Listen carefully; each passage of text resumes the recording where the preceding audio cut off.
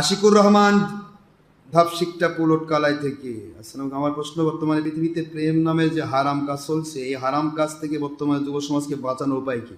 কিভাবে নিজের প্রবৃত্তির প্রতি জেহাদ করবো এই ব্যাপারে একটু বলবেন হুজুর দয়া করে। প্রেম তো খারাপ জিনিস নয় বাবা, প্রেম ভালো জিনিস। প্রেম মানে মহব্বত, আরবি শব্দ মহব্বত। মহব্বত দিয়ে মহব্বত, মহব্বত দিয়ে মসজিদ, মহব্বত দিয়ে মাদ্রাসা, মহব্বত দিয়ে কি কথা কোন মদিনা, মক্কা। মহব্বত দিয়েই মোহাম্মদ রসুল্লাহ সাল্লাল্লাহু আলাইহি সাল্লাম। নবী প্রেম করুন, আল্লাহ প্রেম করুন, ওলি প্রেম করুন, কোরআন সুন্নাহ ইজমা কিয়াসের প্রেম করুন। প্রেম মানে ভালো জিনিস। তবে বিবাহের পূর্বে পরনারী পরপুরুষের সাথে যে প্রেম, এ প্রেম নিষিদ্ধ, হারাম। এটা নিষিদ্ধ কি? হারাম। এখান থেকে বাঁচার উপায় হচ্ছে পরনারী পরপুরুষের সাথে ফেসবুক স্ট্যাটাস দিবেন না, তার সাথে গল্প করবেন না, তার সোহবতে যাবেন না, তাকে সোহবতে নিবেন না।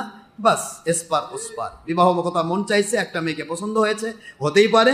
আব্বা আম্মাকে প্রস্তাব দিন, আব্বা আম্মার মাধ্যমে তার আব্বা আম্মাকে প্রস্তাব দিন, বিবাহ করে ফেলুন। তারপরে আল্লাহর সন্তুষ্টির জন্য নবী সুন্নাহ হিসেবে ছুটে প্রেম করুন, কোনো সমস্যা নেই।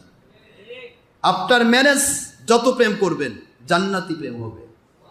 বিফোর ম্যারেজ, বিবাহের পূর্বে যত প্রেম করবেন জাহান্নামী প্রেম হবে, এটা জাহান্নামী নিয়ে যাবে। সুতরাং আল্লাহ পাক বোঝার তৌফিক দান করুন।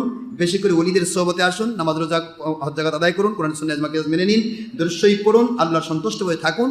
ওগুলা দুই নম্বরই চিন্তা মাথায় থাকবে না। আল্লাহকে যে পেয়েছে তার জন্য মেয়ের অভাব আছে? হ্যাঁ। আর আল্লাহ যে পায়নি সে খুঁজে খাজে মেয়ে চাইবে, মেয়ে ওক চাবে না। কথা কোন না কেন? সারাদিন মেয়ের পিছে ঘুরবে। মেয়ে সহ দুনিয়ার সকল সম্পদ ছায়ার মতো, খেয়াল রাখবেন। পিছে দৌড়াবেন, ছায়াও দৌড়াবে। আপনার ছায়া যদি দৌড় দেন, ছায়ার দিকে দৌড়ান, ছায়া কি থাকবে না দৌড়াবে? ছায়ার দৌড়াচ্ছেন, ছায়াও দৌড়াচ্ছে। ছায়ার পিছে যেতে ছায়া এক জায়গায় নাই, কোথায় নাই? যেখানে অন্ধকার।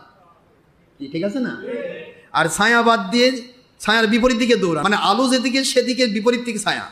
আলোর দিকে দৌড়ান, ছায়া আপনার পিছে দৌড়াতে দৌড়াতে ও আলো হয়ে যাবে। মহিলার পিছে দৌড়াতে হবে কেন?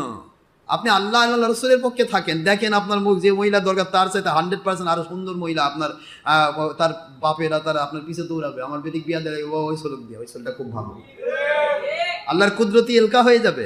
কাকে দিক কাকে বিবাহ দিলে সে মঙ্গলজনক হবে, দুনিয়াতে শান্তি পাবে, আখেরাতে মুক্তি পাবে, আখেরাতের সাথে একসাথে তার ওই মেয়েটির সাথে জান্নাতি হবে, এটা মালিক ভালো জানেন। সুতরাং ইচ্ছা মতো কিছু করা যাবে না। প্রবৃত্তির দাসত্ব করলে সে জাহান্নামী হবে।